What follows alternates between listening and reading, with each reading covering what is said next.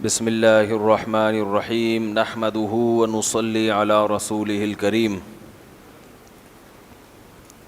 رمضان 2018 اور آج بیان کون سا ہے؟ 19واں۔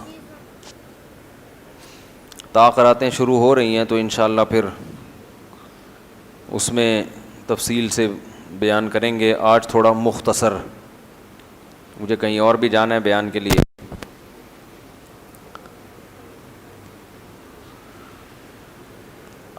آج ہم نے سورہ لقمان پڑھی ہے، سورہ احزاب بھی پڑھی ہے۔ کچھ واقعات ہیں جو ہم انشاءاللہ تقریراتوں کے لیے رکھیں گے، اس میں اعتکاف والے بہت ہوتے ہیں تو وہ مضامین بہت اہم ہیں۔ سوال کتنے ہیں؟ زیادہ نہیں ہیں؟ اور آج تھوڑا سا بس آدھا گھنٹہ کوشش کریں گے اس کے اندر اندر بیان ختم کر دیں۔ آج ہم نے سورہ لقمان پڑھی ہے۔ وَإِذْ قَالَ لُقْمَانُ لِابْنِهِ وَهُوَ يَعِظُهُ يَا بُنَيَّ لَا تُشْرِكْ بِاللَّهِ۔ لقمان علیہ السلام پچھلی امتوں میں یا تو کوئی پیغمبر گزرے ہیں یا کوئی بزرگ گزرے ہیں، اللہ نے ہمیں ان کے بارے میں اس سے زیادہ نہیں بتایا۔ تو ہم ایمان رکھتے ہیں اللہ اگر پیغمبر تھے تو بھی ہم ایمان رکھتے ہیں، اگر وہ تیرے ولی تھے پیغمبر نہیں تھے تو بھی ہم ایمان رکھتے ہیں۔ تو نہ ہم انکار کریں گے نہ اقرار کریں گے۔ بہرحال کوئی بڑے اللہ والے تھے، تبھی اللہ نے ان کی نصیحت کو قرآن میں بیان کیا۔ پتہ چلا کہ بزرگوں کے اقوال بیان میں سنانے میں کوئی حرج، بولو بھائی، نہیں۔ یہ تو اللہ کی سنت ہے، اچھی بات کہیں سے بھی ملے تو لے لینی چاہیے، چاہے وہ بزرگوں کی کیوں نہ ہو۔ لوگ کہتے نہیں حدیث میں بزرگوں کی باتیں کرتے ہیں، بزرگوں کی وہ باتیں اگر صحیح ہیں تو کرنے میں کوئی حرج نہیں ہے، بات اگر غلط ہے تو وہ کسی صورت میں جائز نہیں ہے اس کو کرنا۔ تو اللہ نے قرآن میں فرمایا وَإِذْ قَالَ لُقْمَانُ لِابْنِهِ، اس وقت کو یاد کرو جب لقمان نے اپنے بیٹے سے کہا۔ اب دیکھو ایک ٹیکنیکل پوائنٹ کی بات، حضرت لقمان نے اپنے بیٹے کو جو نصیحت کی تو اللہ یوں بھی تو کہہ سکتے تھے کہ تم اپنے بچوں کو یہ نصیحت کیا کرو۔ حضرت لقمان کا تذکرہ کرنے کی کیا ضرورت تھی بھائی؟ ہے بھائی حضرت لقمان نے اپنے بیٹے کو یہ نصیحت کی، یہ واقعہ اللہ میں سنا رہے ہیں، مقصد تو یہی ہے کہ جب انہوں نے کی تو تم بھی کرو۔ تو ڈائریکٹ اللہ خود ہی کہہ دیتا، حضرت لقمان کے اس واقعے کو بیان کرنے کی کیا ضرورت تھی بھائی؟ ڈائریکٹ اللہ کہہ دیتا کہ حضرت لقمان نے یہ نصیحتیں کی تو چھوڑو لقمان کو، میں تمہیں بتا رہا ہوں کہ تم نے کیا کرنا ہے، اپنے بچوں کو یہ 1 2 3 4 5 یہ نصیحتیں اپنے بچوں کو کر دیا کرو، تو بات تب بھی تو کمپلیٹ ہو جاتی نا۔ لیکن اللہ نے عنوان کیا اختیار کیا کہ لقمان نے اپنے بیٹے کو یہ سمجھایا، آگے یہ نہیں کہا کہ تم بھی یہ سمجھاؤ۔ اس سے پتہ چلا میرے بھائی کہ نصیحت کرنے کے مختلف انداز ہوتے ہیں۔ بعض دفعہ آپ کسی کو نصیحت کرتے ہیں خود یہ کرو یہ کرو یہ کرو، بعض دفعہ کسی بزرگ کا واقعہ سنا دیتے ہیں کہ ان بزرگ نے یہ کہا تھا، تو اس واقعے کے ضمن میں نصیحت ہو جاتی ہے۔ اس سے پتہ چلتا ہے کہ بھائی بزرگ لوگ جب یہ کام کر کے گئے ہیں تو ہمیں بھی یہ کام کرنا چاہیے، کیونکہ یہ کام اچھے لوگوں کی سنت ہے۔ تو بزرگوں کے واقعات سے جس انداز سے نصیحت حاصل ہوتی ہے وہ براہ راست نصیحت کرنے سے ویسی نصیحت نہیں ہوتی، اس سے اور بزرگوں کے واقعات سنانے کی تاکید ثابت ہو جاتی ہے۔ سمجھ رہے ہو؟ کیونکہ آج کل جو لوگ یوٹیوب پہ بیٹھے ہوئے ہیں وہ آپ کو بزرگ لیس بنانے میں لگے ہوئے ہیں، لیبل قرآن و حدیث کا استعمال کیا جا رہا ہے اور شو یہ کیا جا رہا ہے کہ قرآن و حدیث صرف ہم نے سمجھا، پوری 1400 سالہ تاریخ میں کوئی بزرگ گزرا ہی نہیں سوائے 4 5 6 کے جن کے وہ نام لیتے ہیں۔ تو ہر دور میں بزرگ چلے آ رہے ہیں جو اچھی اچھی باتیں کیا کرتے تھے، اچھے عمل کیا کرتے تھے، اللہ ان کے واقعات کو اور قرآن میں جگہ دیتا ہے۔ احادیث میں تو بہت ہیں ایسے واقعات، اور پھر ہمارے بزرگوں نے، اسلاف نے، محدثین نے، مفسرین نے اور بہت سے ایسے واقعات اپنی کتابوں میں نقل کیے ہیں اہل اللہ کے۔ سیرت کتابیں لکھی جاتی ہے نا, جیسے نبی کی سیرت پہ, صحابہ کی سیرت پہ بھی لکھی گئیں, تابعین کی سیرت پہ بھی, تو بزرگوں کی سیرت پہ بھی کتابیں لکھی گئی ہیں. وہ اس لیے نہیں لکھی گئیں کہ ان کو آپ شیلف میں بند کر کے رکھ دیں, وہ اس لیے کہ ان کتابوں کو پڑھ کے لوگوں کے سامنے ان واقعات کو نقل کیا جائے. سمجھ رہے ہیں کہ نہیں سمجھ رہے؟ تو اللہ نے فرمایا وَإِذْ قَالَ لُقْمَانُ لِابْنِهِ, اس وقت کو یاد کرو جب لقمان نے اپنے بیٹے کو نصیحت کی, یا بنیا, اے میرے پیارے بچے. اس میں کیا سبق ملتا ہے؟ پہلا سبق, باپ کو چاہیے کہ بیٹے کو نصیحت, بولو بھائی, کیا کرے. اور باپ کو چاہیے جب بیٹے کو نصیحت کرے تو اس سے بھی سبق ملتا ہے کہ ماں کو چاہیے کہ بیچ میں ٹانگ نہ اڑائے. معذرت کے ساتھ خواتین بھی بیان سنتی ہیں, میرا اسٹائل ہی یہی ہے, کیا کروں. جب باپ بیٹے کو نصیحت کرے تو ماں کو چاہیے کہ درمیان میں ٹانگ, جیسے کہ نہیں اڑاتی. خواتین کہیں گی ہم کب اڑاتے ہیں, تو میں کب کہہ رہا ہوں کہ آپ اڑاتی ہیں. اگر آپ نہیں اڑاتی تو بہت اچھا کرتی ہیں, آئندہ بھی نہ اڑائیں. اپنی بچیوں کو بھی نصیحت کریں کہ بیٹا جب شوہر کے گھر جاؤ تو شوہر جب بچوں کو نصیحت کرے تو درمیان میں بولنا مت, اور بچوں کو اس کے خلاف نہ ورغلانا.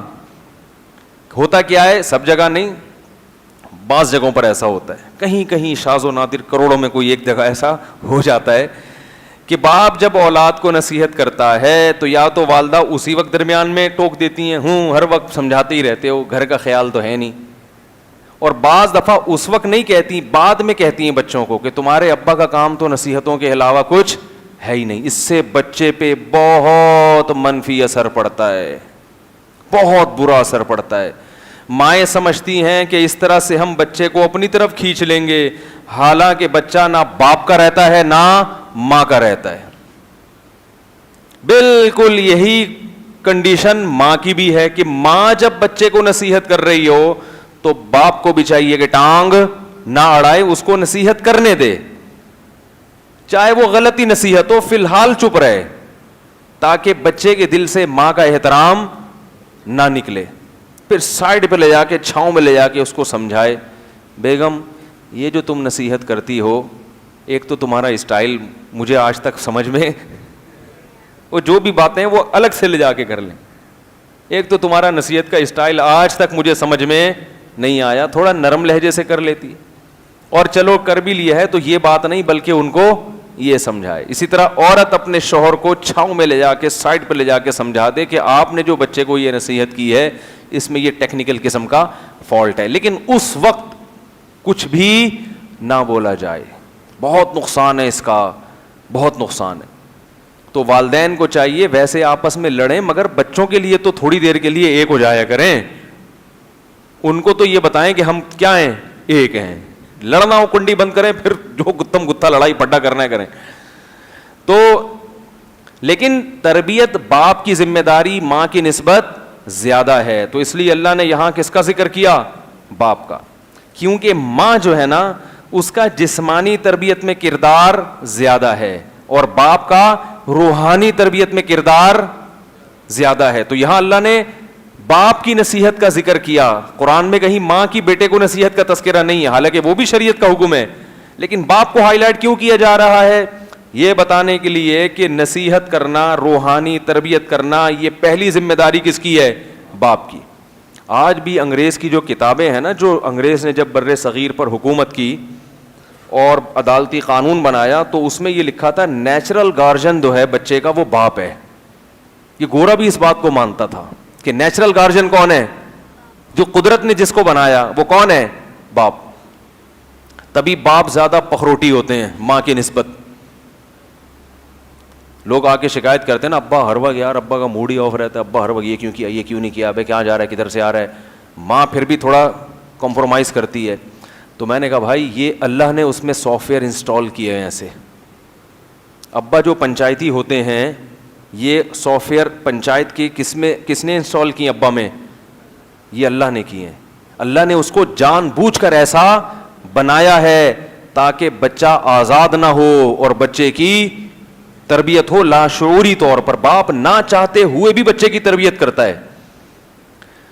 تو جسم کے لیے اللہ نے بنایا ماں کو, وہ اپنی چھاتی سے دودھ پلاتی ہے, روٹی پکا پکا کے کھلاتی ہے, بچہ بھوکا سوئے گا, ماں کو نیند نہیں آئے گی, ہر وقت ٹھونسنے کی فکر میں لگی رہتی ہے, یہ کھا لے میرا لال, یہ کھا لے, بیمار ہے, نزلہ کیوں ہو رہا ہے, کم بخت ابھی تو تجھے ہے میں نے منع کیا تھا نا بوتل نہیں پینا, وہ اس چکر میں لگی رہے گی زیادہ. اور باپ کو کس چیز کی زیادہ فکر ہوتی ہے؟ تمیز سے انسان کا بچہ بن کے زندگی گزار رہا ہے یا ہے بھائی, انسان کا بچہ بن کے زندگی گزار رہا ہے کہ نہیں گزار رہا؟ دیکھو بچے جب ماں سے پیسے مانگتے ہیں ماں دے دیتی ہے فوراً, باپ سے مانگے تو دیتا ہے باپ فوراً؟ اکثر نہیں دیتے, میں تو نہیں دیتا. بچے مجھ سے چیز مانگتے رہتے ہیں, یہ تو میں نے کہا نہیں بھائی ایک ٹائم متعین کیا ہوا ہے, جمعے کا دن, اس کے اتنے پیسے ہیں, اس کے علاوہ دائیں بائیں کچھ نہیں ملے گا, کیونکہ دیتے رہو تو بگڑ جائیں گے, ان کو عادت پڑ جائے گی, جب لت پڑے گی پھر پیسہ نہیں ملے گا تو پھر چوریاں کریں گے. لیکن مائیں کیا کرتی ہیں, بچے نے ذرا سے ضد کی, پرس سے پیسے نکال کے دیے, پھر نکال کے دیے, پھر نکال کے دیے, بچے بگڑتے ہیں اس سے. وہ سمجھ رہی ہوتی ہیں ہم بچے پر کیا کر رہے ہیں, احسان. تو یہ دونوں کے جوڑ سے بچے کی تربیت ہوتی ہے. ممتا بھی چاہیے بچے کو, اور ادھر باپ کی بپتا, ماں کی دعا جنت کی ہوا بھی چاہیے, اور باپ کی دعا ٹریکٹر کا دھواں بھی چاہیے. تو بگڑتا کب ہے؟ جب باپ نہ ہو, باپ مر جائے, یا باپ, بعض لوگ بیرون ملک جاب کر رہے ہوتے ہیں, بچوں سے ملتے ہی نہیں کئی کئی سال, بچے اکثر ان کے بگڑتے ہیں, سب کے نہیں لیکن زیادہ تر بچے ان کے بگڑ جاتے ہیں. تو اللہ نے کیا فرمایا, وَإِذْ قَالَ لُقْمَانُ لِابْنِهِ, جب لقمان نے اپنے بیٹے سے کہا, یا بنیا, اے میرے پیارے بیٹے. یا بنیا جو ہے نا, اس کا مطلب میرے بیٹے نہیں بلکہ میرے پیارے بیٹے. اس سے پتہ چلتا ہے کہ باپ کو بھی چاہیے کہ جب نصیحت کرے تو محبت کا عنوان ہونا چاہیے, ایک دم دھمکیوں پہ چنگیز خان بننے کی کوشش نہ کرے. ہمارے یہاں کیا ہوتا ہے, پہلی دفعہ جب نصیحت ہوئے, تو نماز تو میں نے تو کبھی تجھے کم وقت دیکھا ہی نہیں, الو کے پٹھے, تجھے میں نے نماز پڑھتے ہوئے کبھی دیکھا نہیں. طباخ ایک چماٹ لگایا اس کے, ابے کبھی مدرسے بھی چلے جایا کر, ابے کبھی جو ہے وہ کم وقت تو گھر میں بھی بیٹھ جایا کر. تو اگر اسٹائل ہی, لیکن یاد رکھو یہ باپ کو نصیحتیں ہیں. آپ کو چاہیے کہ باپ اگر بدتمیزی سے بھی بات کرتا ہے تو آپ آگے سے جواب نہ دیں, آپ بولیں باپ ہے بھائی, اس کی بڑے احسانات ہیں, کوئی مسئلہ نہیں.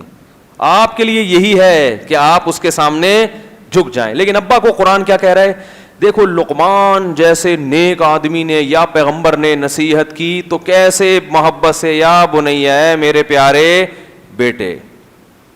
اور نصیحت کیا کر رہے ہیں, لا تشرک باللہ. ہماری نصیحت شروع ہوتی ہے, بیٹا اسکول میں کم نمبروں سے پاس مت ہونا, پورے نمبر چاہیے مجھے, تیرا باپ کا جو پیسہ خرچ ہو رہا ہے نا فیس میں, یہ حرام کا نہیں ہے, یہ درخت پہ نوٹ نہیں لگتے. اس دفعہ اگر تیرے نمبر کم آئے نا, گھر سے ٹانگیں توڑ کے باہر نکال دوں گا. تو مقصد بچے کا مستقبل نہیں ہوتا, مقصد ہوتا ہے بچہ کماؤ پوت بنے. جب میں تجھ پہ انویسٹ کر رہا ہوں تو مجھے اس کا ریٹرن چاہیے. بہت مشکل ہے بھائی, بہت مشکل ہے سمجھانا. ایسا ہوتا ہے کہ نہیں ہوتا؟ اس کو انسان کا بچہ بنانا مقصد نہیں ہے, پیسے والا بنانا مقصد ہے. اچھا ڈاکٹر بنے تاکہ پیسے زیادہ کمائے, اچھا انجینئر بنے تاکہ پیسے زیادہ کمائے, فوج میں اچھے عہدے پہ جائے تاکہ پیسے زیادہ کمائے, عزت بھی زیادہ کمائے, پیسے بھی زیادہ کمائے. تو عزت دولت اسی کے گرد کیا ہو رہا ہے, گھوم رہا ہے. اس کو تربیت تھوڑی کہتے ہیں. عزت اچھی چیز ہے, دولت اچھی چیز ہے, مگر اس کو تربیت تھوڑی کہتے ہیں بھائی. اگر یہ تربیت ہے تو سابق صدر سب سے زیادہ عزت دار اور بزرگ شخصیت پاکستان میں گزرے ہیں, کیونکہ ان کی عزت بھی ماشاءاللہ. اور کیا خیال ہے بھائی, 5 سال دنیا میں کسی نے اس کائنات میں, پاکستان میں کم از کم ایسا نہیں ہوا کہ تمیز سے گزارے ہو.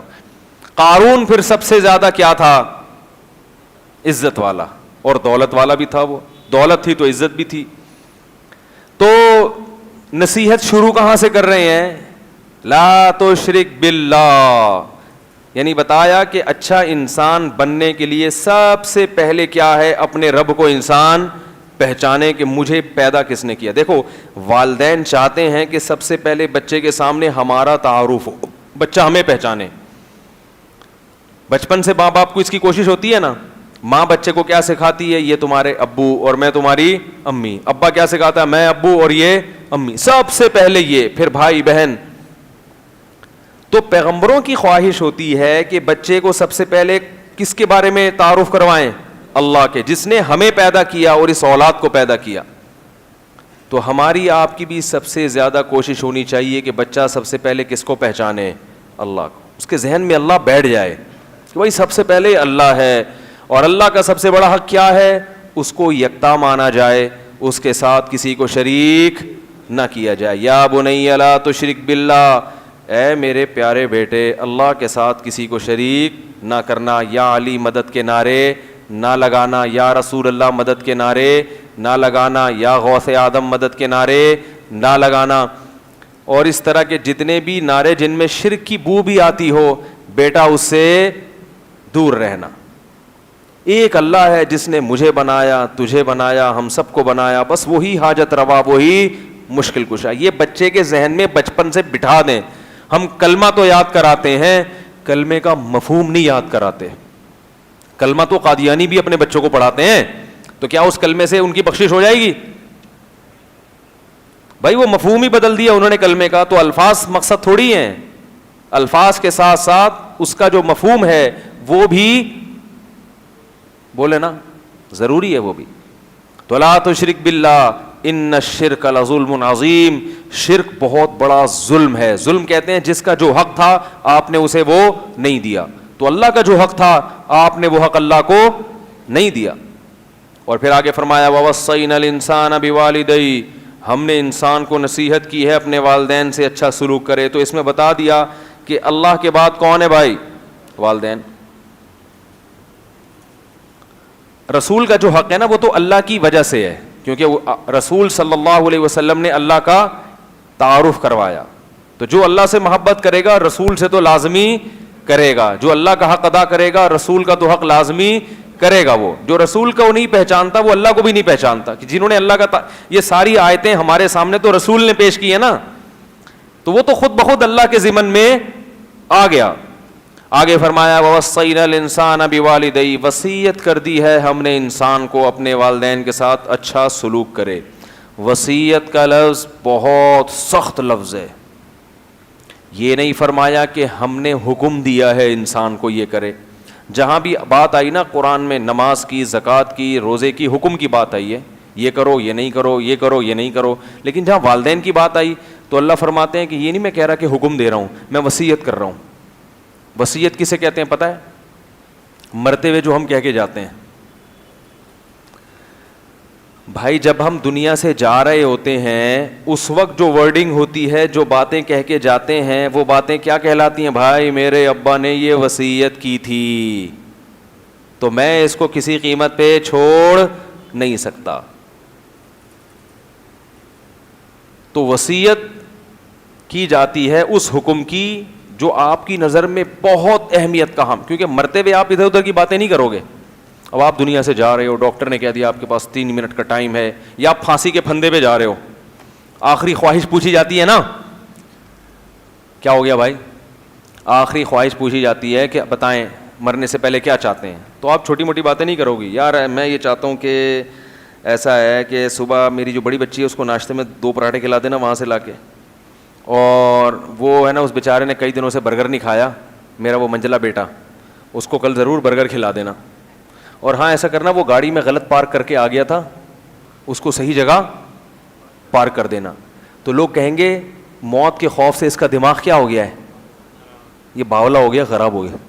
اس موقع پر تو سلیکٹڈ باتیں کی جائیں گی، ٹائم کم ہے، بہت ہی اہمیت جس حکم کی ہوگی آپ وہ حکم اس وقت اپنے لواحقین کے سامنے بولو نا پیش کرو گے، جس کو ہر قیمت پہ منوانا چاہتے ہو آپ کہ یہ تو کرنا ہی کرنا ہے.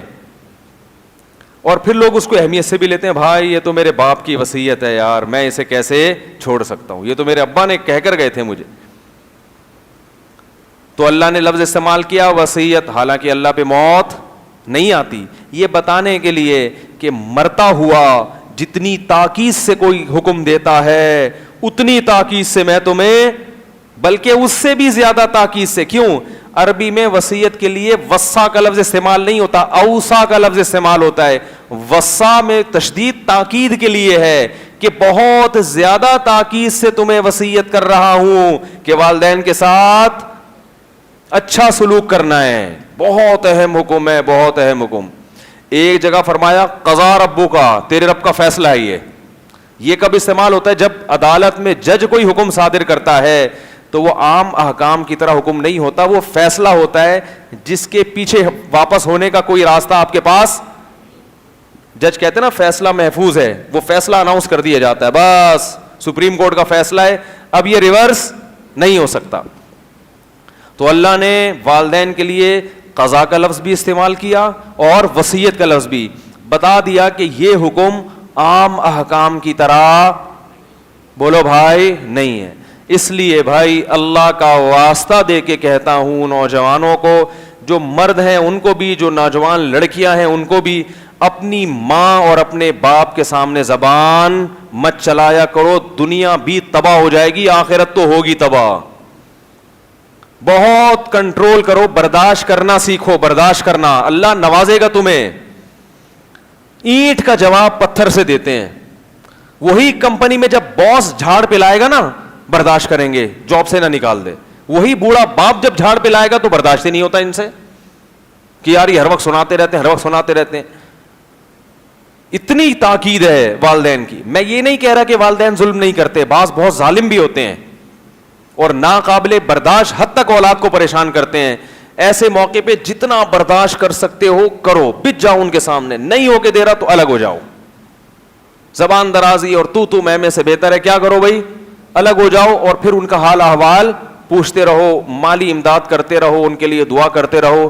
اس کے علاوہ آپ کے پاس کوئی آپشن نہیں ہے. بہت زیادہ بعض دفعہ, سب نہیں, 1000 میں کوئی 1-2 ایسے والدین ہوتے ہیں جو بعض دفعہ اولاد کو واقعی ستاتے ہیں, واقعی وہ تنگ کر دیتے ہیں, بہت زیادہ تنگ کر دیتے ہیں. تو ایسی صورت میں جب ایسی ناقابل برداشت صورتحال ہو جائے تو میں کہتا ہوں بھائی کیا کرو, الگ رہو اور پھر ان کے لیے دعائیں پھر بھی کرتے رہو, کیونکہ ان کا حق کبھی بھی ادا نہیں کر سکتے. اللہ نے بہت بڑا حق, جب اللہ نے بنا دیا تو ہم کون ہوتے ہیں بحث کرنے والے.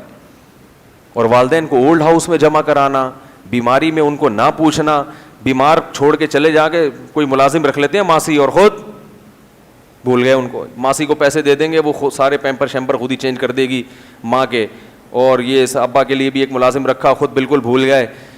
یہ بھی غلط ہے بھائی. ابا کی گندگی صاف کیا کرو خود. اگر فالج ہو گیا ہے, قوم میں چلے گئے, اللہ نہ کرے لقوہ ہو گیا, ان کو خود اپنے ہاتھوں پہ بٹھا کے نہلاؤ دھلاؤ, یہ خدمت کرو. بہت بڑی خدمت ہے, بہت بڑی خدمت. اللہ بہت نوازے گا, آخرت میں نہیں دنیا میں بھی نوازے گا, آخرت تو بعد میں ہے. مسلمان معاشرے میں یہ تصور نہیں تھا کہ ابا کے لیے دوسرا کوئی بندہ رکھا جائے. یہ تو اس دور کی یہ جہالت ہے اور سفاکیت ہے. ہاں آپ سے مشکل ہو رہی ہے, ایک آدمی سے سنبھالا نہیں جا رہا, پھر ملازم رکھ لیا, وہ ایک الگ بات ہے. جان چھڑانے کے لیے ملازم رکھنا کہ یار پیسے دے دوں گا وہ کر لیا کرے گا, یہ ظلم ہے باپ کے ساتھ, یہ ظلم ہے ماں کے ساتھ. پہلے اس کا تصور نہیں تھا معاشرے میں. اپنا بڑھاپا سوچو, تمہارے اوپر بھی تو یہ سب کچھ آئے گا نا. الحمدللہ ایسے لوگ بھی ہیں 15 سال سے باپ کوما میں گیا ہوا ہے, لیکن بیٹے اس کو چھوڑ کر جانے کے لیے تیار نہیں ہے. بیٹے اس کی خدمت کرتے ہیں, اس کے قضائے حاجت اس کے بستر پہ ہی سب واش کرتے ہیں, دھوتے ہیں, پیمپر چینج کرتے ہیں. ایسے بیٹے بھی ہیں الحمدللہ.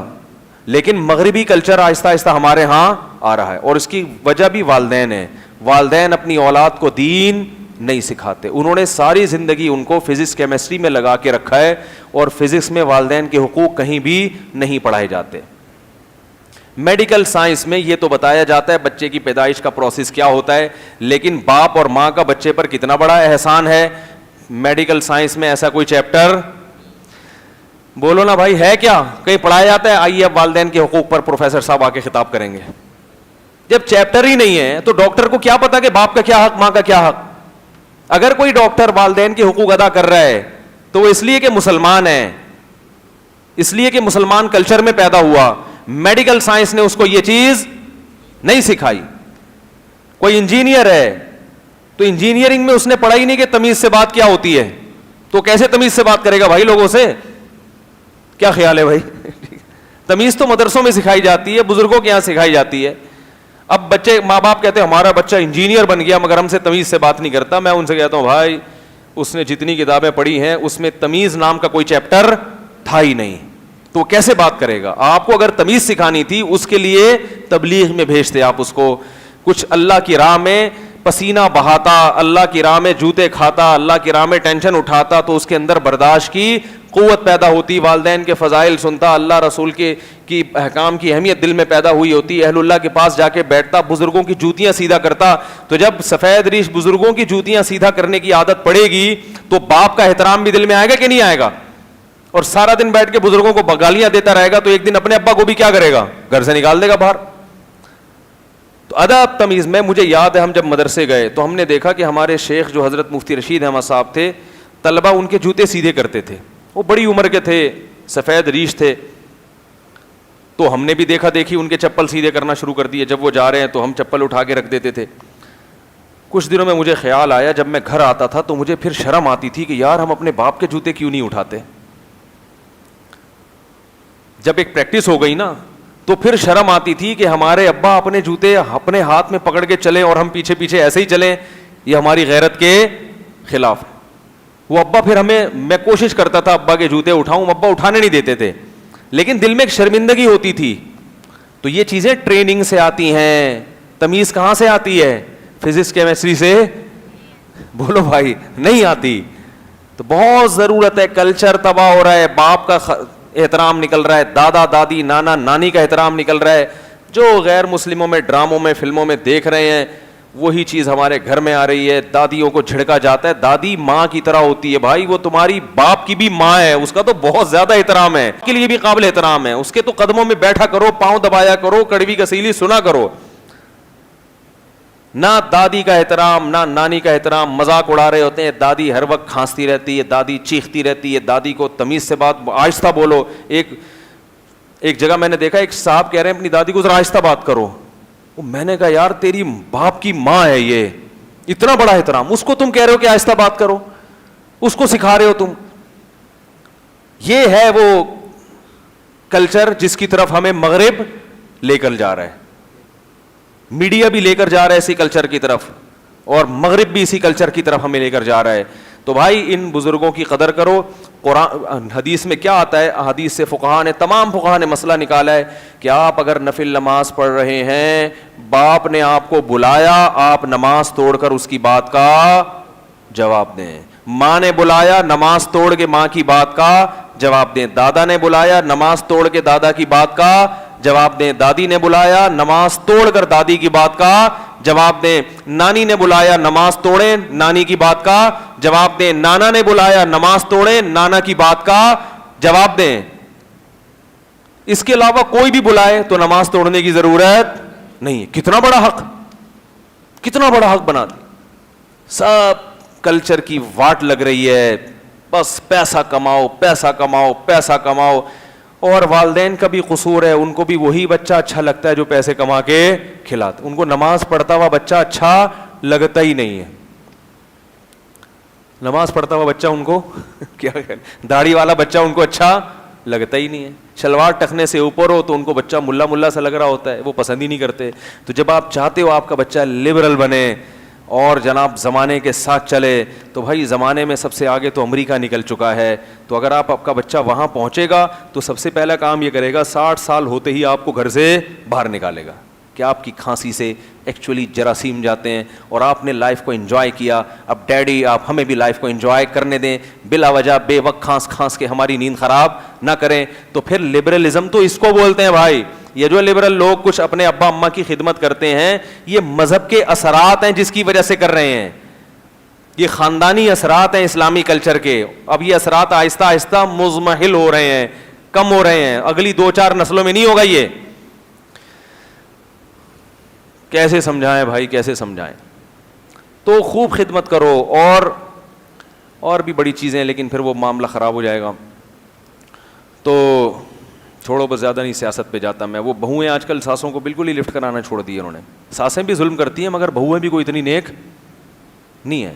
ساسیں بھی ظلم کر رہی ہیں لیکن بہو بھی یہ نہیں کہ چلو یار میں آئی ہوں تو میرے میاں کی ماں ہے تو تھوڑا سا اپنی ماں جیسا تھوڑا سا سمجھ لوں, کبھی کبھار ساس کو غصہ آئے تو چپ کر کے برداشت کر لوں کہ بڑے ہیں, بڑوں کا اسلام میں کیا ہے احترام. بس ایک مسئلہ یاد کیا ہوا ہے کہ بہو پر ساس کی خدمت واجب نہیں ہے. تو یہ مسئلہ جو ہے نا, جیسے ہی آپ کے بیٹے کی شادی ہونے لگے اس کے ماتھے پہ لکھ کے لگا دیا کریں کہ بیٹا تم جو بہو لے کر آ رہے ہو, پہلی بات الگ رہے گی, ساس کے ساتھ رہنا واجب نہیں ہے. نمبر 2, میں اگر کبھی پانی کا پوچھوں گی تو مجھے میری رائٹنگ میں یہ مسئلہ بتائے گی کہ بہو پر ساس کی خدمت واجب. تو سوچو اس ساس پر, اس ماں پہ آرے چلیں گے نا دل پہ, جس نے بیٹے کو پال پوس کے بڑا کیا ہے, اور اس کی بیوی ایسے ٹھینگا دکھا رہی ہے اس کو, وہ کہہ رہی ہے بیٹا تھوڑی سی تو کچھ تو کر لو میرے لیے, کچھ تھوڑا سا آج تم کھانا پکا لو, آج میرے سے پاؤں دبا دو. کہے گے بہو پر ساس کی خدمت واجب نہیں ہے. ہاں یہ ظلم ہے کہ بہو کو بالکل اس کو نچوڑ دینا, اس کو نوکر بنا کے رکھنا, وہ ریموٹ کنٹرول کی طرح وہ سارا دن چلتی رہے, 18 روٹیاں پکوا رہے ہیں, یہ ظلم ہے, اس میں کوئی شک نہیں ہے. لیکن بالکل آپ کسی فیملی میں آئے ہو تو فیملی کے بھی تو کچھ تمیز اور آداب ہوا کرتے ہیں. اکٹھے جوائنٹ فیملی میں رہنے کے کچھ طور طریقے ہوتے ہیں خاندانی لوگوں میں. جو خاندانی نہیں ہوتے ان میں کوئی طریقہ نہیں ہے, ان میں ہر آدمی اخپل طریقے سے رہتا ہے. کیوں مولوی صاحب, آپ پشتو ہیں نا, جو خاندانی لوگ ہیں وہ اخپل طریقے سے تو نہیں رہتے نا, ان کا تو اپنا ایک نظام ہوتا ہے نا. تو آپ کے خاندان میں کیا یہ ہوتا ہے کہ آپ ایک بھائی شادی کر کے آئے وہ اس کا اخپل طریقے سے رہے گا ہے دیکھو اخپل طریقہ نہیں ہوتا, ہر آدمی کا اخپل طریقہ. خاندان کا ایک مستقل ایک رواج ہوتا ہے, بھائی ہمارے خاندان میں ایسے ہوتا ہے, تو آپ کو اس خاندان کے لحاظ سے چلنا پڑے گا, کیونکہ آپ رخصت ہو کے اس خاندان میں آئی ہو. تو اس خاندان کی جو پرمپرا ہے, جب تک شریعت کے خلاف نہ ہو تو آپ کو اس پرمپرا کا خیال بولو بھائی کرنا پڑے گا. شریعت نے اس بارے میں کوئی لگا بندہ ضابطہ نہیں بنایا, بس شریعت نے کہا عاشروہن بالمعروف, عرف کے مطابق چلو, عرف کے مطابق. ہاں وہ عرف اگر ظلم پر مبنی ہے, اس میں اگر بہو سے 18 روٹیاں پکوائی جا رہی ہیں. ایک صاحب آئے کہنے لگے میری بیوی سے میرے ابا اور میری اماں 18 روٹیاں پکواتی ہیں ایک ٹائم پہ, دوپہر بھی 18 شام بھی 18. میں نے کہا 18 بندے ہیں گھر میں, کہہ رہے نہیں وہ مزدوروں کے لیے بھی فلانے کے. میں نے کہا بھائی جان یہ کیا ہے, یہ ظلم ہے یار. کبھی چلو ہو گیا مہمان آ رہے ہیں, لیکن اتنا تو یہ تو زیادہ ہو گئی نا. تو ایسا ظلم ہو رہا ہو تو ایک الگ بات ہے, لیکن بالکل ہاتھ کھینچ لینا تو یہ غلط ہے بھائی. یہ خاندانی لوگوں میں ایسا نہیں ہوتا. اس پر میرا ایک بیان ہے کہ کیا بہو پر ساس کی خدمت واجب ہے, تو اس پر میں نے قرآن و سنت کی روشنی میں پورا ایک مدلل بیان کیا, یوٹیوب پہ سرچ کریں گے آ جائے گا. لیکن میں پھر کہتا ہوں کہ ساسیں اس کا ناجائز فائدہ نہ اٹھائیں. ساس 2 کام کر لینا تو گھر جنت بن جائے گا. نمبر 1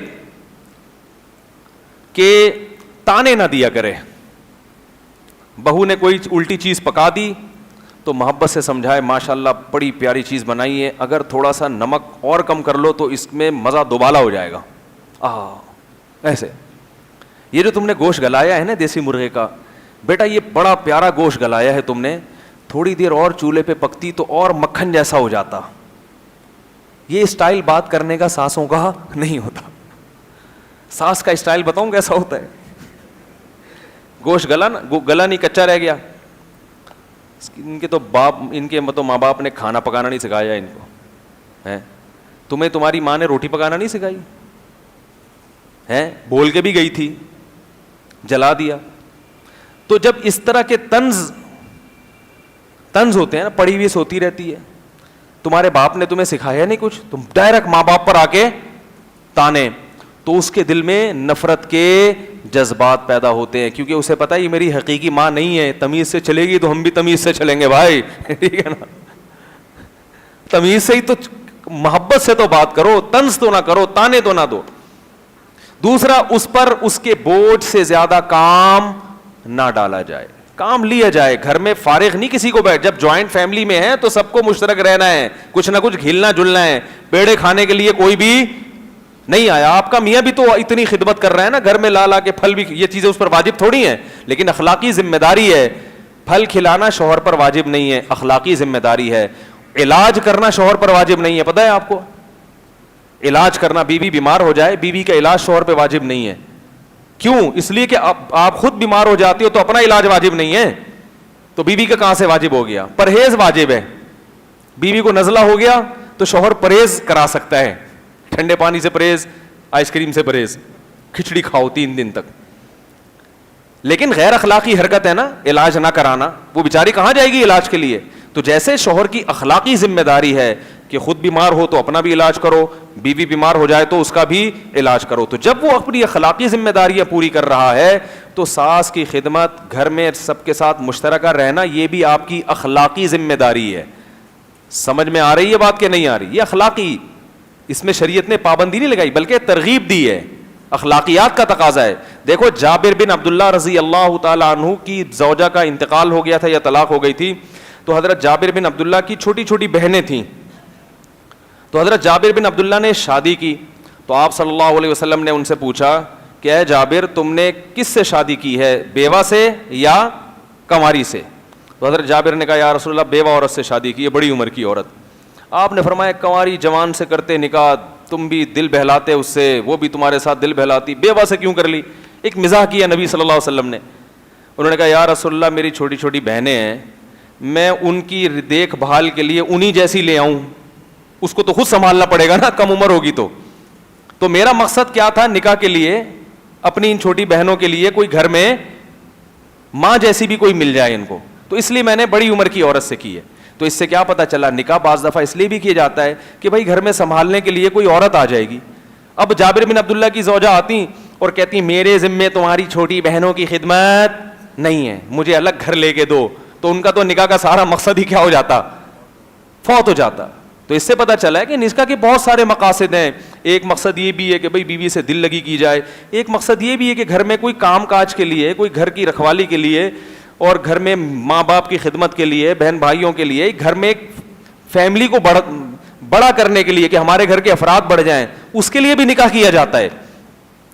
اب جناب وہ آپ نے نکاح کیا, اتنی ساری وہ بیگم صاحبہ آتے ہی کہہ رہی ہیں کہ میرے ذمے کچھ بھی واجب نہیں ہے. مسئلے کی روح سے تو واجب نہیں ہے, لیکن اخلاقی لحاظ سے آپ کی بہت ساری ذمہ داری. اس طرح خاندان ٹوٹیں گے. تو نہ اس کو چاہیے کہ ظلم کرے اور اس پر اس کے بوجھ, ظلم کا مطلب تانے نہ دیا کرے, خام خامے بیٹے کے کان بہو کے خلاف نہ بھرا کرے, غلطیوں کو جیسے اپنی بیٹیوں کو نظر انداز کرتے ہیں. دوسرا, اس کی حیثیت سے زیادہ اس پہ بوجھ نہ ڈالے. کبھی وہ کام سے منع کر دے تو اس کو یہ حق بھی ہونا چاہیے. بعض دفعہ بھائی موڈ نہیں ہے, طبیعت سیٹ نہیں ہے, آج میرا بس طبیعت خراب ہے, تو اس کی میڈیکل سرٹیفکیٹ نہ مانگے اس سے ساس کہ آج آپ کے جو سر میں درد ہے, ابھی تو آپ ہاں ہاں ہی کر کے باتیں کر رہی تھی بیٹھ کے, وہاں بھی اتنی سر میں درد. بھائی ہو جاتا ہے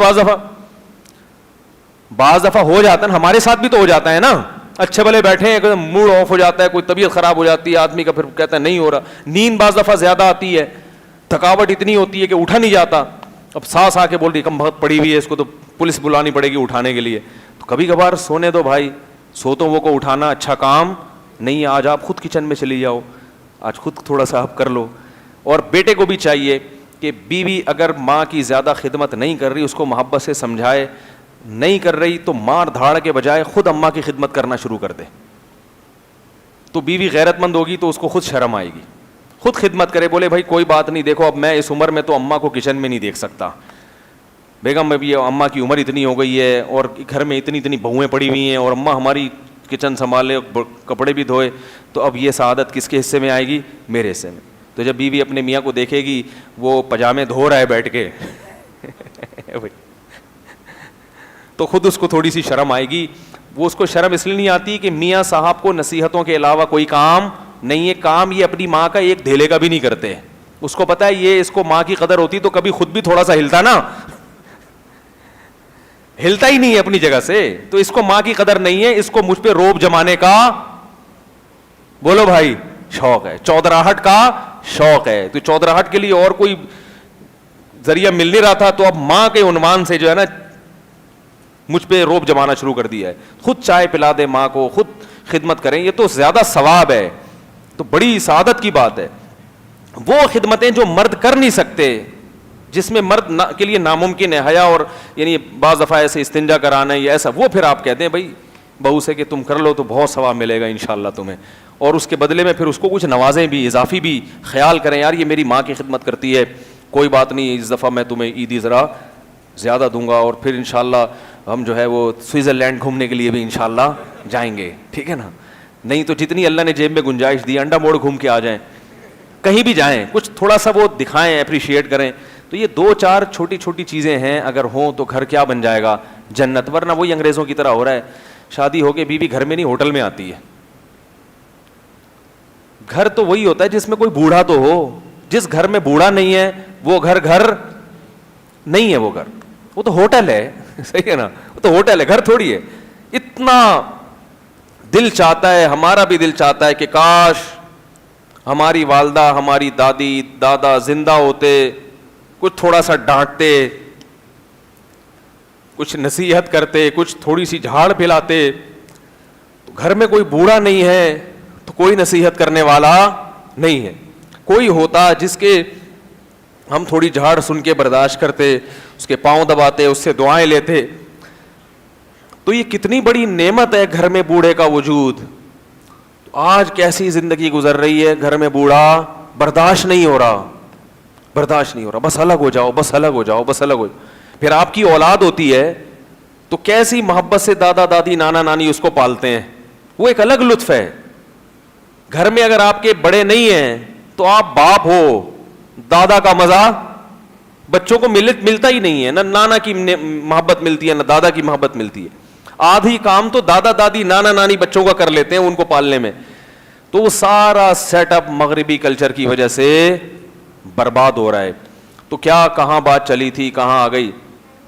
تو اللہ نے کیا فرمایا, بس جلدی سے سمیٹتا ہوں. وَإِذْ قَالَ لُقْمَانُ لِابْنِهِ, لقمان علیہ السلام اپنے بیٹے کو سمجھا رہے ہیں. پہلی بات شرک نہیں, دوسری بات کیا اللہ نے فرمایا کہ والدین کے ساتھ کیا کرو, اچھا سلوک. ہاں, خلاف شریعت کاموں میں نہیں. اگر وہ ماں کہہ رہی ہے کہ بہن کو حصہ نہیں دینا, یہ نہیں ہوگا. بہن کو حصہ کیا خیال ہے بھائی, ملے گا. اماں کہہ رہی ہیں یہ پلاٹ نہیں بیچنا جب تک میں زندہ ہوں. اماں یہ پلاٹ ابا کا تھا اور ان کا انتقال ہو چکا ہے اور وہ دنیا سے جا چکے ہیں. اس پلاٹ میں بہنوں کا بھی حصہ ہے اور ایک فلانے بھائی کا بھی حصہ ہے. اللہ نے کہا ہے کہ وراثت کو جلدی تقسیم کر دو تاکہ کسی پہ ظلم نہ ہو. اماں بہت اچھی ہو, آپ کے پاؤں دبا دوں, لیکن پلاٹ کیا ہوگا, تاکہ کسی کا حق نہ مارا جائے. تو خلاف شرع کاموں میں نہیں. اسی طرح نکاح کا بھی ایسا ہی ہے. شادی کرنی ہے, جوان ہو گئے, اپنے خرچے پہ کر رہے ہو, اماں کہہ رہی نا دودھ نہیں بخشوں گی. آپ اماں سے کہیں اماں دیکھو آپ بہت اچھی ہو, میں آپ سے پیسے نہیں مانگ رہا, جہاں آپ کہو گی وہاں کروں گا. اماں کہہ رہی نہیں کرنی نہیں ہے. اماں ایسا نہیں ہوگا, ایسا کریں گے تو کوئی بھی نہیں آئے گا, یعنی دنیا میں نہیں آئے گا. جب شادی نہیں ہوگی دنیا میں آئے گا کوئی؟ اماں یہ تو اللہ کا حکم ہے, وہ بھی کسی کی بیٹی ہے جس سے میں شادی کروں گا. آپ کی بیٹی ہیں گھر میں بیٹھی بیٹھی بوڑھی اس لیے ہو رہی ہیں کہ دوسروں کی امائیں بھی اپنے بیٹوں کو شادی کرنے سے روک رہی ہیں. تو اماں قبول کر لو تو اچھا ہے. اماں کہ نہیں بخشوں گی, کوئی بات نہیں, اماں کو بغیر بتائے کر لو پھر, تاکہ ان کو تکلیف بھی نہ ہو. بچے جب بڑے ہو جائیں خود آ کے بتائیں کہ آپ ہماری رشتے میں دادی لگتی ہیں. ٹھیک ہے, یہ ایک ٹیکنیکل طریقے بتا رہا ہوں میں, لیکن ایسا نہ کریں. آپ جیسا کر سکتے ہیں کہ ماں کو کم سے کم تکلیف ہو, لیکن نکاح آپ کو کرنا پڑے گا. یہ اللہ اس کے رسول کا حکم ہے, ورنہ زنا کی طرف بھی جاؤ گے, دوسروں کی بچیاں برباد ہو رہی ہیں, ان کے رشتے نہیں آ رہے, یہ سارا کلچر تباہ ہو رہا ہے. تو ابا اماں کا بہت حق, مگر شریعت نے اس میں باؤنڈری کھینچی ہے. اسی طرح جب والدین کے حقوق کی بات چل رہی ہے تو ایک اور بعض چیزیں ایسی ہیں جن میں والدین مشورہ دے سکتے ہیں, اپنی رائے زبردستی مسلط نہیں کر سکتے. مثال کے طور پر آپ چاہتے ہو میں ڈاکٹر بنوں, ابا کہہ رہے ہیں کہ نہیں تو انجینئر بن. چند کلپ دیکھ لی ہوں گے انہوں نے اس کے, تو متاثر ہو گئے. ٹھیک. ویسے تو ان کے جنہوں نے کلپ دیکھے ہوں گے نا وہ کہیں گے بیٹا سب کچھ بن جانا, انجینئر کبھی بھی نہ بننا. لیکن ایک مثال ہے, شاید ان کو خیال آ جائے. تو اب اس میں زبردستی رائے مسلط کر رہے, آپ کا دل لگ نہیں رہا انجینئرنگ میں, یا جو ہے نا میکینک بننے میں دل نہیں لگ رہا آپ کا, تو یہ بھی انسان کی ایک ذاتی چیزیں ہوتی ہیں. والدین کو خوش کرنے کی کوشش کریں, اچھی بات ہے, لیکن اگر اس چیز میں آپ والدین کو فالو نہیں کرتے تو گناہ انشاءاللہ نہیں ہوگا. اسی طرح سفر ہے, آپ کو بیرون ملک جانا ہے سفر کے لیے, پڑھائی کے لیے, ابا اماں کہہ رہے ہیں نہیں ہماری اجازت نہیں ہے, اور گھر میں دوسرا بیٹا خدمت کے لیے بھی ہے, والدین کو کوئی نقصان نہیں ہوگا. تو علماء نے لکھا ہے کہ والدین پھر سفر سے آپ کو نہیں روک سکتے, کیونکہ سفر کرے گا انسان کو, پڑھائی کے لیے بھی سفر کرنا ہے, تجارت کے لیے بھی کرنا ہے, تو اس طرح کی پابندی اگر والدین لگائیں تو بچہ تو کہیں کبھی نہیں رہتا. ہاں ماں باپ کی بات مان لے تو اچھی بات ہے, لیکن یہاں ماننا فرض نہیں. ان سے کہیں ابا دیکھیں آپ کے دادا, میرے دادا اگر آپ کو روک لیتے, شادی سے روکتے تو میں پیدا نہیں ہوتا ہے, اور تجارت سے روکتے تو آپ کماتے کیسے, یہ تو سفر ساری دنیا کر رہی ہے. آدم علیہ السلام اپنے بچوں کو روکتے کہیں جانے سے تو یہ پوری دنیا آباد ہوتی؟ نہ چین بنتا نہ پاکستان, وہ سارے ادھر ہی رہ رہے ہوتے, سب منع کر رہے ہوتے یہاں سے کہیں نہیں جانا آگے. تو یہ اتنے ملک کہاں آباد ہوتے؟ تو سفر سے نہیں روک سکتے والدین, بلا وجہ کا سفر کر رہے ہیں, خطرناک سفر کر رہے ہیں, اس سے روک سکتے ہیں. تو یہ کچھ چیزیں ایسی ہیں جہاں والدین کو چاہیے کہ زبردستی نہ کریں, بلا وجہ اس پہ اولاد پہ دباؤ نہ ڈالیں. اگر وہ ڈالیں گے تو پھر اولاد میں بغاوت پیدا ہوتی ہے. تو پھر میں والدین سے پوچھتا ہوں کہ بچہ بگڑا, وہ کہہ رہے ہیں ہم یہ کہہ رہے ہیں یہ کرو, میں کہہ رہا ہوں آپ یہ کہہ کیوں رہے ہیں اس کو؟ یہ تو ظلم ہے نا. اتنا حق تو اللہ نے آپ کو نہیں دیا کہ آپ اس کو بالکل ہی ایک زنجیروں میں باندھ کے رکھ لیں, اتنا حق تھوڑی دیا ہے. کچھ اس کی بھی, وہ بھی ایک انسان ہے. اب آپ اسے کہہ رہے ہیں کہ وہ پٹھان ہوٹل کے پراٹھے کھانے, وہاں کے پراٹھے نہیں کھانے, اس کو وہ ہضم نہیں ہو رہے, وہ تو بھائی جو پیٹ تو اس کا ہے نا. اب ان چیزوں میں جس میں والدین کو کوئی نقصان بھی نہیں ہے, زبردستی خام خواہ میں مسلط کرنا رائے, پھر اس سے اولاد میں بغاوت پیدا ہوتی ہے. اور پھر شریعت بھی ایسی مباح چیزوں میں اطاعت کو واجب, جس کو شریعت نے مباح قرار دیا ہو, ہاں جس کو شریعت نے کوئی ہدایت نہ دی ہو اس میں تو والدین کی اطاعت کرنی چاہیے. تو یہ چند چیزیں تھیں, جلدی سے وہ نصیحتیں مکمل کر دوں. یا بنی, اللہ نے فرمایا ہم نے حکم دیا کہ والدین کے ساتھ اچھا سلوک کرو. اور آگے پھر اللہ نے حکم کہا کہ لقمان علیہ السلام نے کہا اقیم الصلاۃ, نماز قائم کرنا ہے. والدین کو سب سے زیادہ کس کو فوکس کرنا چاہیے؟ نماز. آگے بھی نصیحتیں, وقت بہت زیادہ ہو گیا, پھر وہ انشاءاللہ کل بیان کریں گے. مہر فاطمی آج کے حساب سے کتنا ہے مجھے یاد نہیں ہے, کیا کرنا ہے مہر فاطمی کا؟ میاں بیوی میں جو مہر طے ہو جائے وہی شرعی مہر ہے. میرے بھائی میاں عاطف قادیانی کو عہدے پر لانے کے باوجود یہ جاننے کے کہ یہ شخص قادیانی ہے, جب اس نے اس کو ہٹا دیا تو کیوں ہاتھ دھو کے پیچھے پڑے ہوئے ہو؟ بھائی وہ قادیانی کو لایا اس لیے نہیں کہ وہ قادیانی ہے, اس لیے لے کر آیا کہ وہ اکنامکس کا, معیشت کا ماہر ہے. اور یہ بھی غلط کیا. ہم کہتے ہیں نہیں, ایسے حساس عہدے پہ قادیانی کو نہیں بٹھانا چاہیے تھا. جب علماء نے ان کو بتایا, احتجاج ہوا تو اس نے ہٹا دیا. تو اب جیسے لانا غلط کام تھا تو ہٹانا اچھا کام بھی تھا. تو اگر لانے پر ملامت ہے تو ہٹانے پر اپریشیٹ بھی ہونا چاہیے. کیا خیال ہے بھائی؟ ایک بچہ اچھے کام برے کام کرتا ہے, چوری کی, ابا نے چماٹ لگایا. ایک دن بچے کو کچھ پیسے ملے 5,000 روپے, بچے نے لا کے ابا کو دے دی, ابا اس کا مالک نہیں مل رہا, آپ پہنچا دیں. تو نیک ابا ہوگا, بولے گا یار اس دن چوری پہ میں نے چماٹ مارا تھا تجھے, تو آج تو نے اچھا کام کیا, تو میری طرف سے تجھے یہ گفٹ. اور اب ابا ایسا کام نہ کرے. اس نے کیا کیا, بچے کو 5,000 روپے بچے نے چوری کیے, ابا نے تھپڑ لگایا. اگلے دن بچے کو 5,000 ملے کہیں سے, بچے نے ابا کو لا کے دیے, ابا نے پھر تھپڑ لگایا. بچہ کہہ رہا اب کیوں تھپڑ لگا رہے ہو؟ کہہ رہے کل جو تو نے چوری کی تھی. وہ کہہ رہے وہ تو تھی نا, اب تو میں نیک بن گیا اور میں نے وہ 5,000, اب دیکھو اب بھی تو میں چوری کر سکتا تھا لیکن میں نے لا کے واپس. تو ابا اب دلیل یہ دے رہے ہیں کہ وہ تو نے اپنی خوشی سے کی تھی, یہ میری نصیحت سے کی ہے.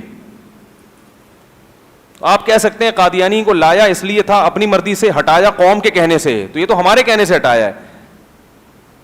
تو بھائی ہٹا تو دیا نا, کام تو اچھا کر لیا, ہمارے کہنے سے کیا ہو یا کسی کے کہنے سے بھی کیا ہو. میں کوئی عمران خان کا ٹھیکیدار یہاں نہیں بیٹھا ہوا کہ اس کی ہر غلطی کو میں صحیح کرنے کی کوشش کروں. 100 خامیاں ہوں گی, لیکن جو خامیاں ہیں وہ بیان کیا کرو. اپنی طرف سے کھینچتان کے ختم نبوت کا لفظ غلط نکل گیا تھا, اس کے منہ سے نکل نہیں رہا تھا. کسی کے منہ سے کسی بھی وقت کوئی غلط لفظ نکل سکتا ہے, اٹک سکتا ہے منہ میں. آپ اس کو قادیانی بھی کہیں, آپ اس کو قادیانیوں کا حمایتی بھی کہیں, مگر دلیل مضبوط ہونی چاہیے اس کی. یہ کہ خاتم النبیین کا لفظ پڑھنے میں اٹکن آ رہی تھی, اٹکن کسی کے پاس بھی کسی بھی وقت کسی بھی لفظ میں ہو سکتی ہے. یہ پھر اپنا مذاق اڑوانے والی بات ہے. کہاں شریعت میں لکھا ہے کہ جس کے لفظ سے خاتم النبیین کا لفظ منہ سے غلطی سے غلط نکل جائے تو وہ اسلام سے خارج ہے؟ یہ کون سے قرآن میں, کون سی حدیث میں, کہاں لکھا ہوا ہے؟ بلکہ اس کے خلاف لکھا ہوا ہے کہ میدان جنگ میں ایک کافر آیا صحابی کے سامنے اور تلوار صحابی نے اس کی گردن پہ رکھی, اس نے فوراً کلمہ پڑھا کہ میں مسلمان ہوتا ہوں. صحابی نے قتل کر دیا کہ یہ تو تلوار کے ڈر سے, اب تک تو ہوا نہیں تھا. قرآن کی آیت نازل ہوئی, یا ایھا الذین آمنوا اذا ضربتم فی سبیل اللہ فتبینوا ولا تقولوا لمن القی الیکم السلام لست مؤمنا. ایک آدمی کی گردن پہ تم نے تلوار رکھی ہے, اس کنڈیشن میں بھی کہہ رہا ہے کہ میں مومن ہوں, تو تمہیں یہ کہنے کا حق نہیں ہے کہ تم مومن نہیں ہو. تمہیں کس نے یہ اتھارٹی دی ہے؟ اور حدیث میں جاتا ہے جب نبی کو پتا چلا کہ انہوں نے قتل کر دیا, آپ اتنا غضبناک ہوئے, آپ نے فرمایا ہلا شققت قلبا, تم نے اس کے دل کو چیر کے کیوں نہیں دیکھا, کیسے کہہ رہے ہو کہ اس نے اوپر اوپر سے کلمہ پڑھا ہے. تو ایک آدمی کہہ رہا ہے میں قادیانی نہیں ہوں, میں ختم نبوت پر ایمان رکھتا ہوں, آپ کہہ رہے ہو نہیں چونکہ خاتم النبیین کا لفظ پڑھنے میں اٹکن ہوئی ہے. یہ قرآن و حدیث یہ سکھا رہا ہے آپ کو, آپ اس پہ 100 دفعہ لعنت بھیجے, میرا چاچا بھی نہیں لگتا وہ عمران خان, نہ میرا ماموں لگتا ہے, لیکن ہم شرعی حدود کی تو سکھائیں گے نا. آپ مولانا فضل الرحمان پہ بھی الزام لگاؤ گے, اگر وہ دلیل مضبوط نہیں ہوگی ہم اس میں بھی آپ کو کہیں گے کہ یہ طریقہ درست, یہ کون سی دلیل بنتی ہے. تو یہ دینداروں کی طرف سے جب یہ چیزیں آتی ہیں تو پھر افسوس ہوتا ہے. ایک صاحب کہنے لگے یہودی عورت سے شادی کی ہے, میں نے کہا یہودی عورت سے شادی کر کے اس کو طلاق دی ہے, شادی دیکھ رہے ہیں اس کی طلاق. یہودی عورت سے شادی تو حضرت حذیفہ ابن یمان نے بھی کی تھی, نبی کے صحابی تھے. حضرت عمر نے کہا کہ اس کو چھوڑ دو, فرمایا نہیں چھوڑوں گا. صحیح ہے نا, اللہ نے حلال کیے تو آپ کون ہوتے ہیں منع کرنے والے. اور وہ اسلام قبول بھی نہیں کیا تھا, یہودی ہی تھی. پھر بھی حضرت حذیفہ پر یہودی ہونے کا فتویٰ کسی نے نہیں لگایا. حضرت حذیفہ نے کہا جب یہودی اور عیسائی عورت سے نکاح کی اللہ نے مجھے اجازت دی ہے, تو حضرت عمر کو کہا کہ اگر آپ یہ فتویٰ دیتے ہیں کہ اس سے نکاح حرام ہے تو میں نہیں کروں گا. اگر آپ فتویٰ نہیں دے سکتے تو جب اللہ نے حلال کیا تو آپ کیوں پابندی لگا رہے ہیں, حالانکہ اس نے کلمہ نہیں پڑھا تھا. لیکن کسی صحابی نے الزام نہیں لگایا, اور لگا بھی نہیں سکتے. کوئی یہودی عورت سے شادی کرے, چاہے وہ پکی یہودی بھی کیوں نہ ہو, آپ اس کے شوہر کو یہودی ہونے کا تانا اس بیس پہ نہیں دے سکتے, کسی اور بیس پہ آپ دیں, کسی اور اس بیس پہ نہیں دے سکتے. لوگ کہتے ہیں یہودی تو اپنی عورتیں دیتے ہیں لیکن یہاں دی ہے یا نہیں دی. پہلا سوال تو یہ. نمبر 2, اگر یہاں دی ہے تو دینے سے وہ ایجنٹ بن گیا کہ نہیں بنا. یہودی بہت سی کوئی لوگوں کو اپنی عورتیں دیتے ہیں ایجنٹ بنانے کے لیے, لیکن سارے ایجنٹ بنتے نہیں ہیں, کچھ بن جاتے ہیں کچھ نہیں بنتے. تو صرف عورت سے شادی کر لینا, جبکہ اس نے اس کو مسلمان بھی کیا, مسلمان کر کے اس سے شادی کی ہے, اس یہودی کو یہودی ہوتے ہوئے شادی نہیں کی. اور پھر اس میں دوسری دلیل آپ کے ذمے ہے کہ وہاں اس عورت سے شادی اس لیے کی تھی کہ اس کو ایجنٹ بنانے کے لیے, اس پر بھی آپ دلیل پیش کریں. تیسری دلیل اس پہ کہ انہوں نے ایجنٹ بنانے کی کوشش کی اور یہ یہودی عورت سے شادی کر کے ایجنٹ بن بھی گیا. ان تینوں چیزوں میں سے جب تک واضح دلیل نہیں ہوگی, کسی کو یہودی ایجنٹ کہنا یا یہودی کہنا, اس کا آپ کو قیامت کے دن جواب دینا پڑے گا. اور پھر اس نے طلاق دے دی, اگر وہ ایجنٹ ہوتا تو طلاق دیتا یہودی عورت کو.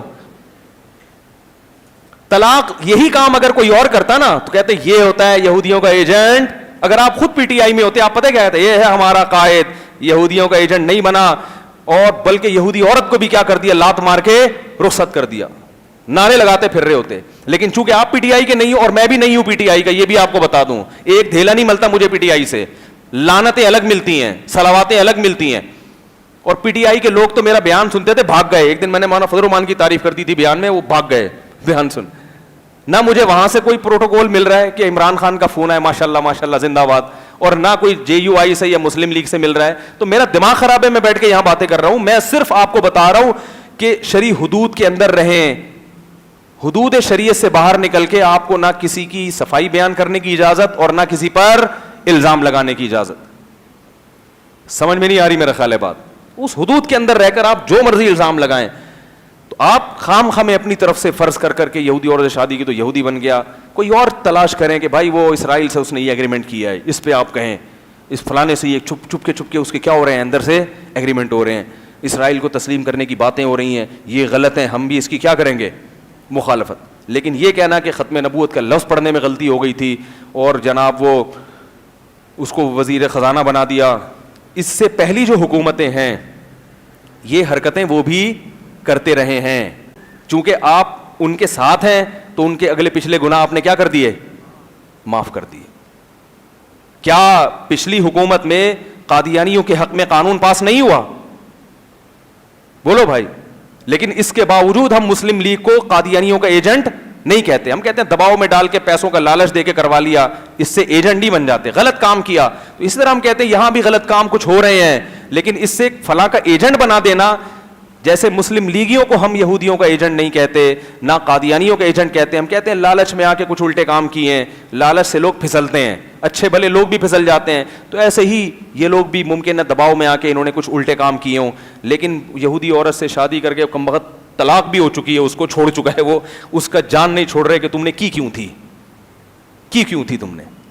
اور میں نے دیکھا ہے کہ جب عمران خان نے طلاق دی تھی نا یہودی عورت کو, اس وقت بہت سے لوگ اپریشیٹ کر رہے تھے, یار یہ نر کا بچہ ہے, اس نے ایک یہودی عورت کو طلاق دے دی جس سے بہت کچھ مل سکتا تھا, اس کو بہت کچھ مل سکتا تھا, بہت پیسہ مل سکتا تھا.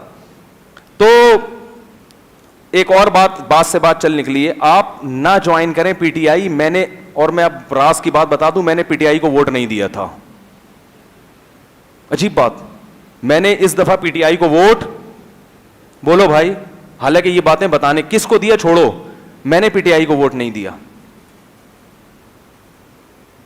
میں نے نہیں ووٹ دیا, کسی اور کو ووٹ دیا میں نے. اس کے باوجود میں ان چیزوں میں حمایت کیوں کر رہا ہوں, یہ بتانے کے لیے کہ آپ اپنا مذاق قوم کے سامنے نہ اڑوائیں. لوگ علماء سے بدگمان ہوں گے, بولیں گے یار ان کا کوئی اصول ہی نہیں ہے. میں نے ووٹ نہیں دیا, کیوں نہیں دیا یہ ایک الگ بحث ہے, لیکن یہ جو الزامات لگ رہے ہیں ان میں زیادہ تر الزامات کیا ہیں, غلط ہیں. اور یہ الزامات پھر پہلوں پر بھی لگتے ہیں, لیکن ان کے بارے میں آپ کیا ہو گئے, بالکل خاموش. وہ تو قادیانیوں کے حق میں قانون پاس کر چکے ہیں, بہت کچھ ہو چکا ہے, ان کے بارے میں چپ بیٹھے ہوئے ہیں آپ. تو یہاں ختم نبوت کا لفظ پڑھنے میں غلطی ہو گئی تو اسلام سے یا تو خارج ہو گیا یا قادیانیوں کا ایجنٹ بن گیا.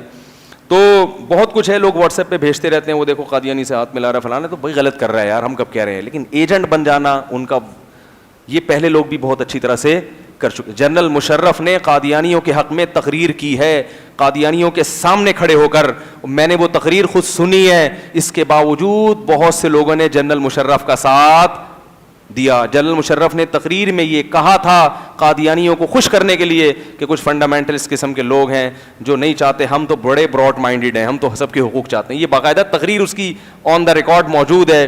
تو جب اس کا ساتھ دینا اسلام میں جائز ہو گیا, اس بیس پر اس کو آپ یہودیوں کا, قادیانیوں کا ایجنٹ نہیں کہتے, تو پھر اب جو آپ کے خلاف ہو وہ سارے ایجنٹ بن گئے.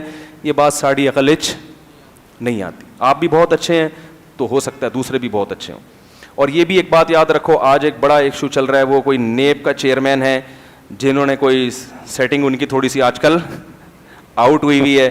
مجھے کسی نے بتایا کل قاری صاحب نے کہ وہ بڑا اسکینڈل بنا ہوا ہے اور ایک لڑکی ان کے پیچھے پڑ گئی تھی اور وغیرہ وغیرہ وغیرہ.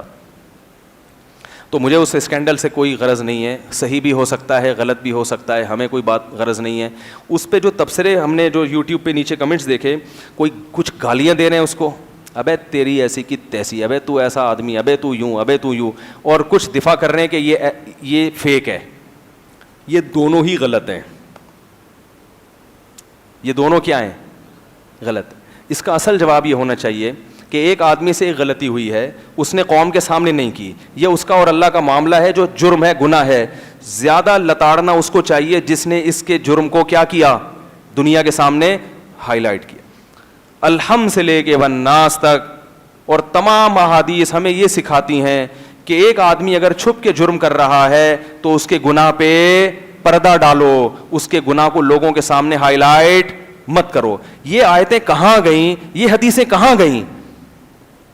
اور جتنے لوگ چسکے لے رہے ہیں نا کہ ابے یہ دیکھا ایسا ہے, ابے یہ ویسا ہے, ان میں سے 90% لوگ اپنے گریبان میں جھانک کے دیکھیں, کیا آپ سے ماضی میں کبھی ایسا گناہ نہیں ہوا کہ آپ یہ سمجھتے ہو کہ میرا ماضی اگر پورا یوٹیوب پہ آ جائے تو اس میں کوئی اس قسم کی مسٹیک نہیں نکلے گی, ایسا دودھ کا دھلا ہوا ہوں. پتہ نہیں کیا کیا کرتے رہے ہو آپ, لیپ ٹاپ پہ کیا دیکھتے رہے ہوگے چھپ چھپ کے کمرہ بند کر کے, اور لڑکیوں سے پتہ نہیں کیا کیا باتیں کرتے رہے ہوگے. آپ جیسے یہ چاہتے ہو کہ یار ہم سے اگر غلطی ہو گئی تو اللہ وہ جرم کو کیا کر لے, چھپا لے, کسی کو پتہ چلے تو وہ پردہ ڈال دے.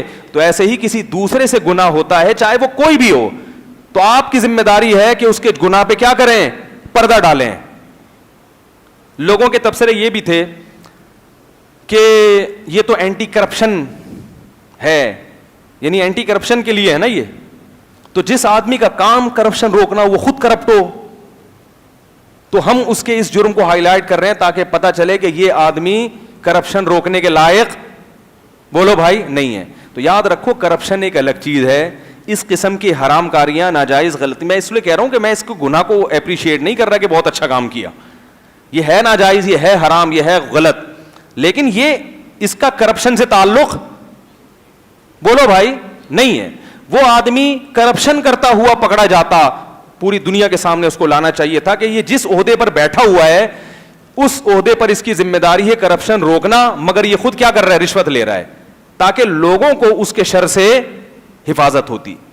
کسی کا ایسا جرم جس کو اگر ہائی لائٹ نہ کریں تو لوگوں کو نقصان ہو رہا ہو, جیسے ایک آدمی چوری کرتا ہے تو آپ بتا دیں جا کے بھائی یہ چور ہے, ذرا احتیاط کرنا, تاکہ آپ کی جیبیں کیا ہوں, محفوظ رہیں. آپ نے کیا کیا, اس کی چوری کا بھی بتایا اور اس کے زنا کا بھی بتا دیا اور اس کے جناب اور کیا کیا کرتا رہا سب بتا دیا. اس کا مطلب کیا ہے کہ آپ لوگوں کو اس کی چوری سے نہیں, آپ تو اس آدمی کو ذلیل کرنے پہ تلے ہوئے ہو, آپ کو ذاتی بغض ہے. تو حدیث کا مفہوم ہے کہ جو لوگوں کے عیوب سے پردے اٹھاتا ہے اللہ قیامت کے دن اس کے عیوب سے بھی پردے اٹھائے گا. اللہ کہے گا تو بڑا فنڈر بنا پھرتا تھا, تو کون سا اتنا نیک تھا. تو مجھے افسوس اس پر ہو رہا ہے کہ ایک بری چیز آئی ہے, بری چیز کو دفن کرنا چاہیے, یوٹیوب سے ہٹانا چاہیے. اور جس عورت نے چپکے سے ویڈیو بنائی سب سے زیادہ چترول اس کے لگنے چاہیے, اس کو کوئی بھی برا نہیں کہہ رہا, خود جا کے باتیں کر رہی. اگر یہ سچ ہے, اگر فیک ہے تو مجھے نہیں, میں اس میں پڑھ ہی نہیں رہا کہ یہ فیک ہے یہ حقیقت ہے.